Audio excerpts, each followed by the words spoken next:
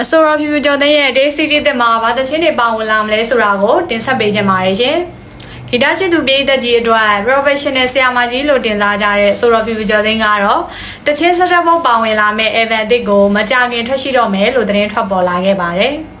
ဒီ Evan နဲ့မှာပြီးခဲ့တဲ့ကာလတွေအတွင်းထွက်ရှိထားပြီးသားတချင်း၅ပုတ်ကပြန်လည်ပါဝင်လာမှာဖြစ်ပြီးကြန့်ရှိနေတဲ့တချင်း6ပုတ်ကဘာတွေဖြစ်မလဲဆိုတာကိုတော့ပြည်သက်တွေကစိတ်ဝင်စားစွာနဲ့ခံမှန်းနေကြပါတယ်။ဒီလိုခံမှန်းနေခြင်းကနေသချင်း၈ပုတ်ထိသိရှိခဲ့ရပြီးကျန်၃ပုတ်ကဘာတွေများဖြစ်လဲဆိုတာကိုရင်ခုန်နေကြပါတယ်။ဖေဖေစကားကန်ဝတ်မေကောက်ရိုးမီမငိုနေတဲ့သူမသွားနေအောင်ကျဲလေးရဲ့နောက်ဆုံးတော့လေ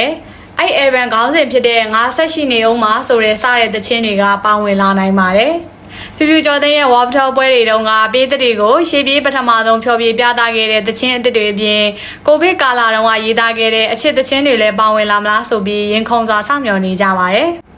အထူးသဖြင့် Warp Tour မှာပထမဆုံးအကြိမ်နားထောင်ခဲ့ရတဲ့ပြည်သက်တွေဆိုရင်မျက်ရည်ကျတဲ့အထိထိခိုက်ခံစားခဲ့ရတယ်လို့ဆိုတာကြောင့်ဒီ Evan အသစ်ဟာပြည်သက်တွေရဲ့ရင်ကိုဆွဲကိုင်လှုပ်ရှားစေအောင်မဲ့လက်ရတစ်ခုဖြစ်လာမှသိကြနေပါတယ်ရှင်။မင်္ဂလာပါရှင်။ Win Entertainment Channel ဟာဆိုရင်ຫນွေဦးတော်လှန်ရေးမှာပြည်သူတွေနဲ့အတူတရားတဲ့ရည်တည်ပေးနေကြတဲ့ပြည်သူအမှုပညာရှင်တွေရဲ့လှုပ်ရှားမှုတွေကိုအချိန်နဲ့တပြေးညီတင်ဆက်ပေးနေတဲ့ channel တစ်ခုပဲဖြစ်ပါတယ်။